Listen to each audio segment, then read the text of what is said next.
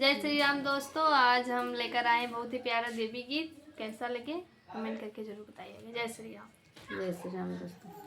अपना तो बसली मैया विंध्याचल पहाड़वा, हो कि कैसे कैसे ना, हो कि कैसे कैसे ना, माई के करबै दर्शनवा, हो कि कैसे कैसे ना, माई के करबै दर्शनवा, हो कि कैसे कैसे ना।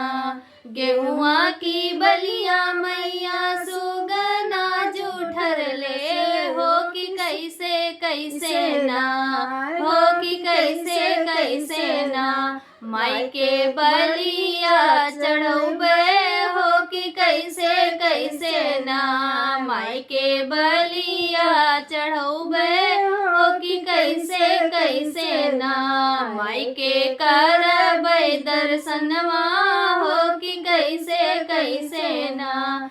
गैया की दूधवा मैया बछड़ा जूठर ले, हो कि कैसे कैसे ना, हो कि कैसे कैसे ना, माई के दूधवा चढ़ौबे, हो कि कैसे कैसे ना, माई के दूधवा चढ़ौबे, हो कि कैसे कैसे ना। अपना तो बसली मैया विंध्याचल पहाड़वा, हो कि कैसे कैसे ना, हो कि कैसे कैसे ना, माई के करबै दर्शनवा, हो कि कैसे कैसे ना, माई के करबै दर्शनवा, हो कि कैसे कैसे ना।